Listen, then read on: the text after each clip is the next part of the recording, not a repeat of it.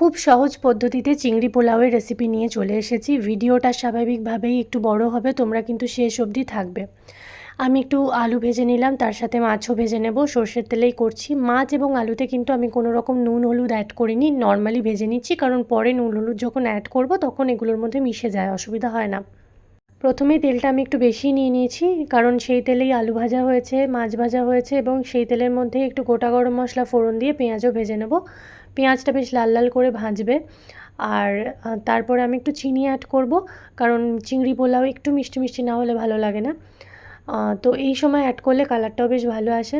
সাথে আমি একটু আদা রসুন বাটা ইউজ করলাম, একটু নয়, বেশ পরিমাণ মতো ভালোই ইউজ করেছি। এবার ভালো করে কষিয়ে নেওয়ার পালা। কাঁচা গন্ধটা চলে গেলে কিছু গুঁড়ো মশলা অ্যাড করব।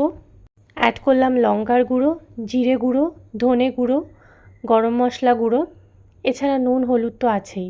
সব কিছু দিয়ে ততক্ষণ অবধি মশলাগুলো কষিয়ে নেব যতক্ষণ না মশলা থেকে তেল ছেড়ে দেয়। ভালোভাবে কষানো হয়ে গেলে একটু টক দই, ফেটিয়ে রাখা টক দই ইউজ করব। খুবই অল্প ইউজ করছি, বেশি দিচ্ছি না। টক দইটা দিয়ে ভালো করে কষানো হয়ে গেলে কিন্তু ভেজে রাখা আলু এবং মাছগুলো দিয়েও কষিয়ে নেব, এবং তার সাথে অ্যাড করব গোবিন্দভোগ চাল, যেটা আমি ভালো করে ধুয়ে 10 মিনিট ভিজিয়ে রেখেছিলাম এবং জল ঝরিয়ে রেখেছিলাম। চালটা দেওয়ার পর ততক্ষণ অবধি কষাতে হবে যতক্ষণ না চালটা বেশ ভাজা ভাজা হচ্ছে। তারপর জল অ্যাড করতে হবে। এই জলের পরিমাণটা কিন্তু খুব ইম্পর্টেন্ট। যতটা চাল নেবে ঠিক তার দ্বিগুণ জল ইউজ করবে। যেমন আমি 1.5 গ্লাস চাল নিয়েছিলাম, তার মানে 3 গ্লাস জল অ্যাড করার কথা, কিন্তু আমি যেহেতু একটু দুধও অ্যাড করেছি সেই জন্য 3 গ্লাস জলের বদলে 2 গ্লাস জল এবং 1 গ্লাস দুধ অ্যাড করব। দুধ এবং জল দুটোই কিন্তু গরম করে নেবে। আর মাঝখানে আমি একটু নুনও অ্যাড করেছি স্বাদ মতো, সেটা তোমরা তোমাদের স্বাদ অনুযায়ী অ্যাড করবে। সব কিছু ভালো করে মিক্স করে আমি হাই ফ্লেমে 5 মিনিটের জন্য কিন্তু ঢেকে রেখে দেবো।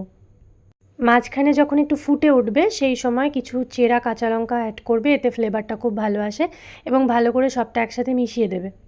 এরপর ফ্লেমটাকে একেবারে লো করে 5 মিনিটের জন্য আবার ঢেকে রেখে দেবে, তাতে জলটা শুকিয়ে যাবে এবং চালটাও ভালোভাবে সেদ্ধ হয়ে যাবে। আমি আলু তুলে রেখেছিলাম যাতে বেশি সেদ্ধ না হয়ে যায়, পরে আবার আলুটা অ্যাড করে দিয়েছি। এরপর একদম লাস্টে তোমরা ঘি গরম মশলা দিয়ে নামিয়ে নিতে পারো। আমি গরম মশলা আর অ্যাড করিনি, শুধু ঘি অ্যাড করে ভালো করে নাড়াচাড়া করে নিয়েছি, এবং তারপরে আবার গ্যাসের ফ্লেমটা অফ করে কিন্তু আমি ঢেকে রেখে দিয়েছিলাম আরও 5 মিনিটের জন্য। বিশ্বাস করো, এত সুন্দর ঝরঝরে পোলাও হয়েছিল, নিজে রান্না করেছি বলে বলবো না, বাড়ির প্রত্যেকটা মানুষ খুব ভালো খেয়েছে। ইনফ্যাক্ট আরও কয়েকটা মাছ ভাজা রয়েছে, আমি রেখে দিয়েছিলাম তুলে। সবাই বলছে যে সেই মাছটা দিয়েও পোলাও করে ফেলতে, মানে সেই মাছটা নর্মাল অন্য কোনো রান্না করার জন্যই রেখে দেওয়া হয়েছে, কিন্তু সবাই আবার চিংড়ি পোলাওকেই চায়। তাই তোমরা অবশ্যই বাড়িতে ট্রাই করো এবং ভিডিও বানিয়ে আমাকে ট্যাগ করে কিন্তু পোস্ট করো, আমি খুব খুশি হব। আলুটাও অপশনাল, যারা যারা দিতে চাও তারা দেবে, যারা দিতে চাও না তারা দিও না। এই হলো আমার সহজ এবং ঘরোয়া পদ্ধতিতে চিংড়ি পোলাওয়ের রেসিপি।